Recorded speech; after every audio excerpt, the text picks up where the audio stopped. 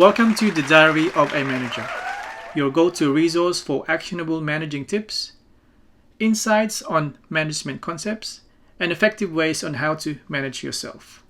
With your host, Brunello. And now, here's the show. Today we are going to be talking with Mr. Pranav Modi.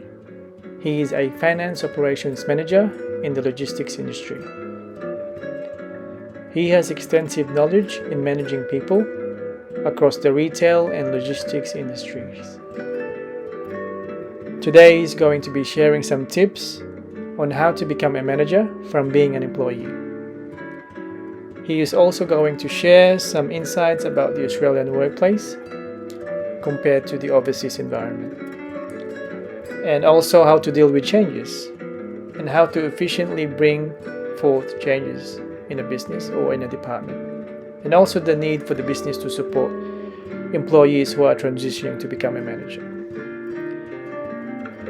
This interview is broken down into two parts. This is the second part, and this interview was conducted in Eltham at the Montsalvat Arts Community. Bear with us if there are any noises in the background, and please listen to the first part if you haven't yet. And now, here's the interview. Previously in part 1. Should be always pass on the knowledge. Managers should encourage their team to their employees to basically take up those challenges. Yeah, I just remember the answers previously about the time that you mentioned about learning to become a manager while doing the manager job. And now job. in today's show. Because I'm also an immigrant. I came from Asia, moving to Australia. So, I worked as an employee for a number of years, and I would like your opinion whether do you think it's good to be an employee for a number of years and then become a manager, or maybe a short amount of time being an employee and then become a manager, especially also the fact that you're coming from a different culture, that's adding a separate layer of complexity in terms of how to adjust. I think. Look, depends on industry. Again, going back to, let's now move to an finance perspective. Now, you can be a manager, you can be straight away a manager. You don't need to be into doing the actual transactional work, because it's quite, so we've got the international finance rules, which basically applies in most of the countries to an extent. So you can be a manager, let's say in China, and you can move to Australia, and you can be an employee or whatever you are in China, but you can move to Australia and be directly a manager, because it's a common practice how the businesses financially needs to be run. Yeah. But there are certain roles where I think most of the roles you can be directly a manager, but there are certain roles or certain as a personal ground, I think you should always learn first, because see, you learn, you understand, and then you now know the basics. You now, how do I put improvements in this? How do I bring profitability to the business? Is what the manager then starts doing. So if you already know, it's very easy for you to then train other people. Make decisions. Whereas if you don't know, you are relying on people to do that for you. Yeah. You're relying on your team to be to do that, and that's absolutely. I'm sure that has worked, but in so far I've not seen that always. Like, I've probably seen 2 cases which are like that, where someone's directly come in as a manager. Most of the time it's without having to know the ins and outs of the actual job. It's very difficult. And again, it can be a success and it can be completely failure. So it depends on the business, how they want to trust that you can trust that particular manager that they will do their job correctly or efficiently. But Yeah, and you don't have to be a particular, because I've seen in many cases where many managers are bit more extrovert, bit more expressive. But there are also, I've also seen managers that are a bit introverted, a bit quiet. But it's not necessary. What do you think about those two personalities of managers where there's some level of expectation where if you're a manager, you're expected to be a bit more expressive or extrovert? I don't think that matters. It's a management style. As far as you are close, you're communicative, and you are expressive to your teams and what you want to achieve out of it, you can be an introvert. You don't have to be going on a coffee with your team regularly. You don't have to be partaking in social events or whatever it is. Whatever feels you comfortable. But as I said, you have to be, your team needs to know what the goals are. As far as that's communicated, it'll work. And whereas if you're extrovert, that's always going to work. In fact, you will have that, the team will want to go a couple of extra miles to get things done, because it's a personality. Most of the employees or most of the team members like an extrovert person to work with, because it's how we are. We all are humans. We all are social, we like that part. But look, teams, and I have worked with both kind of managers, or directly or indirectly, and I think it works because clear communication. So as far as it is clearly communicated, and in this case it was, so it worked fine. You might not be the most liked manager, but that doesn't change the fact that what needs to be achieved. What needs to be achieved. Because I'm an introvert myself, and normally when I deal with employees, normally I try to listen about if someone is explaining an issue, for example, I'd like to listen first to the facts that they're being narrated or being explained to me. And then while that's being explained to me, I'm already starting analyzing on how to solve that. And then after that person finishes, and then that's normally when I craft my solution. So I'm sort of like introspective person. I like to think things through, which is, you said, different managers have different styles of the way they approach their team. Just kind of question about AI and ChatGPT in general, AI in general, and how it affects the employment scene these days. And do you think that companies should embrace them or stay away from them? Interesting. I was actually reading something yesterday about a company, and I don't want to recall the name of the company.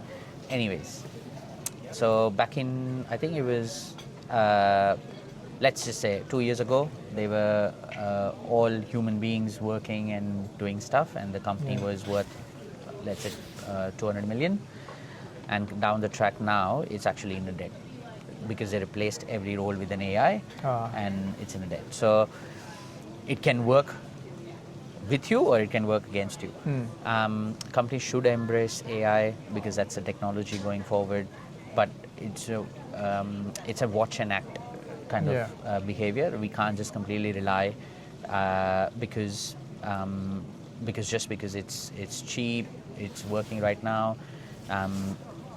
Is it gonna serve the purpose long term? We need to invest. We should always invest in people, because at the end of the day, the knowledge, AI is run, yes, it's completely technological, but it needs people to run it. So it just needs, you need to have a good balance, and it doesn't have to be 50-50, 60-40. It has to be good balance depending on what industry you are in. It's not that you completely neglect it, but you need to work with it. Because knowledge is key, and you can only you can only, but what I'm saying is you learn better with another human at this stage, in this world, and probably I'm talking about my opinion. Yeah. That you learn better with people, and Interacting with people. yeah, interacting with people with the support of technology. So Yeah. but absolutely, we should all embrace. We shouldn't replace. We should Yeah. we should work in a proper balanced environment. Yeah. Because every day when I open my computer, it's always the software, payroll software, emails, and ChatGPT. I open the automatic.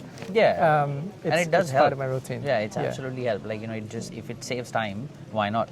Yeah. Like, it just Yeah. helps you bring efficiencies.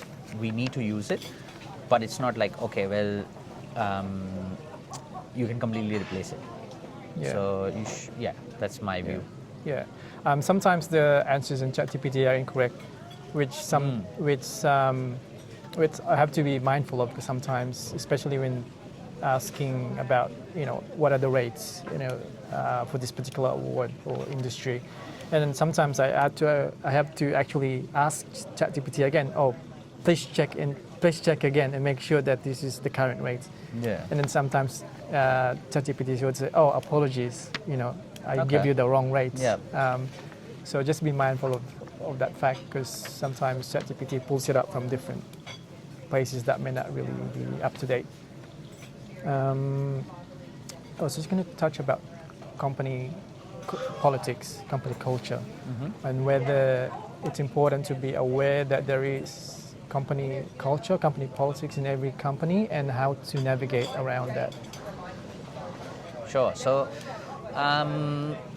every company where these people, there is going to be positive and negative politics or culture. I mean, positive and negative politics. That basically defines the culture of the company. So, I mean, you need to be wary of it, how it affects you, and how do you would deal with it, and what are the ways you can basically comfort yourself out of it, because that's very important. Like, I've seen employees who struggles with this, and is because they take it too personal. And there are times when it's personal, and that's when you speak out. You need to find out where you can voice out what's actually. Is it because you are thinking it's wrong? Is it really wrong, or is it just Perception? It's your perception. Yeah, exactly. So you need to know where to approach, who to approach, where to approach, what's the right time, and how can you deal with it. Yeah. Yeah. And company culture is again the same. Like, when you apply for a new job, you not know fully, but do your own research. There are things which you notice, see, do, tell. Here is important. Yeah. Especially when I start a new company for myself, for example, I always ask, who's the CEO and how does he look like? Because you may bump into him in the hallway and you don't know who that person is. So that's normally one of the first things that I check. You need to find out. Because you make sure who the key people are in the company. Yeah. Introduce yourself, and that's how you start in the right footing. Basically. And also how to deal with different personalities, because some people are very expressive. They just like to share about their opinions about everything, and you also have a way to deal with that personality. Other people are quiet. You don't want to talk about anything. Yeah. So I think it's important to be aware that there are different personalities in companies, and that's where your social skills come in. Yeah. Because you are able to deal with different personalities, for example. Yeah.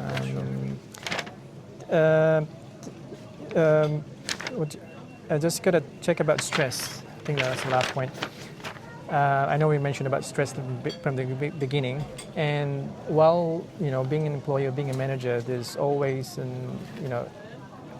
everyone feels stress to some shape or form, How do you handle stress?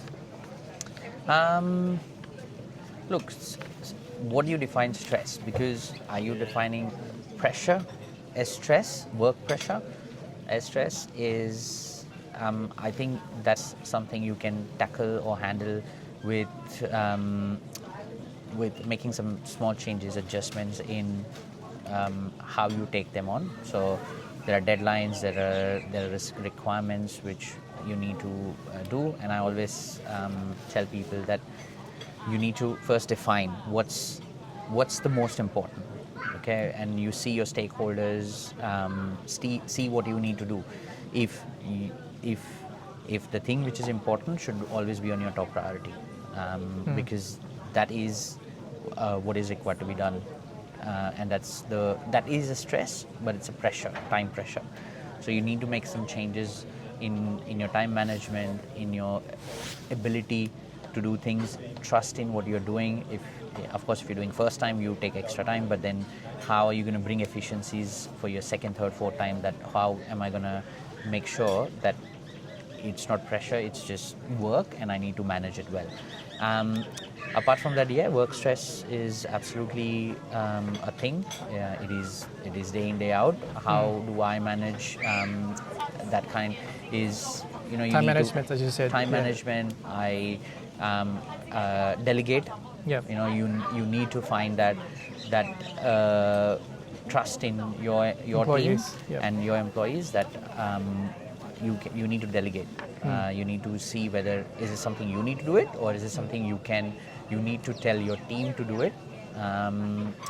Of course, clear communication Yeah. with the person, expected party or stakeholders, that they're expecting something to be done. Well, are you going to be able to do it? Don't just say yes to everything. You need to find the right approach. Is okay, well, this is what it will take. This is analysis, that only comes when you know what you need to do.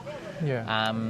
And likewise, your managers or your stakeholders needs to know that as well, that be realistic, be considerate of Yeah. what the important things this person would have, and then you set the expectations accordingly. Look, for me, it's different. I'm a new dad, so outside work, I have family Responsibilities, yeah. So I basically, that's my stress relief. I basically log off and come Yeah. back to it when I'm in the right space Yeah. of my mind. You're able to shut off your mind. Yeah. I need to shut it off, because or else I'm not doing justice to my work and to my That's family. true. Yep. Whatever pleases you, go for a walk, go for a coffee. Maybe that 2-minute me time, or half an hour me time you need, do whatever you need to do. So you need to know you first, and how you can manage it to be relieved from those stresses.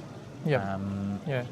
But yeah. Yeah, exactly. Yeah, tackle, because I've noticed in the past, every time there's things that I'm thinking about and that I haven't started working on yet, it's either I list them down and then work on it, the next couple of days, because most of the time that stress is coming from something, and that could be like you haven't started this, you haven't started that, and I think it's important to just tackle what's at the back of your mind, to tackle it and maybe plan for it. As you said, delegate if you're not able to come around to those tasks, because as a manager there's a lot of things to do, right? And you got to utilize the resources within your team to fully tackle the functions of the team, not just of yourself. Maybe just to close the show, and for the viewers, especially the upcoming new managers, what are maybe the 2-3 things that you can like tips that you can give them in how to make this transition, from being an employee to become a manager, a success? Yep. I would say definitely, we spoke about it. Do some certifications, do some courses in your own time, learnings, readings if you are into readings, podcast like one of these is quite important. Do that. Do trust in yourself. and assess your capabilities, that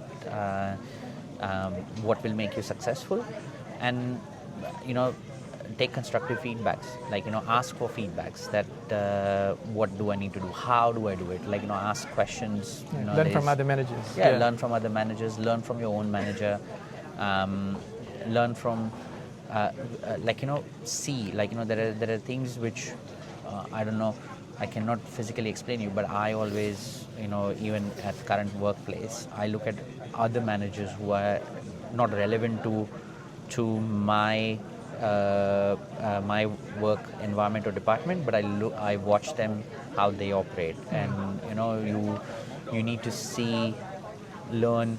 It's something it'll come out of experience, and once you start watching them, you start listening to them, it helps. Yeah. So I do that a lot. Like, you know, I'm in a broader meetings, and maybe it's irrelevant discussion, but I usually see the personality, that how they conduct themselves, managers conduct themselves, and you learn from them that, okay, well, yeah, this is how they find solutions to things. Like, you know, maybe it's not your problem, it's not your department's problem at all, but you still, okay, well, yeah, that's interesting, that's smart. Like, you know, you find that, okay, you're trying to learn from this. Learn from others, from the other managers. Yep. But yeah, I myself I would say I'm still a new manager, because you learn every day, and this will only come with experience. So yeah, exactly. Learning never stops. Yeah. Yep. And yeah, I think that's a good place to stop the show. And thank you, Pranav, for your time. Thank you. Good luck with everything. My name is Rel, and welcome to the Diary of the Manager.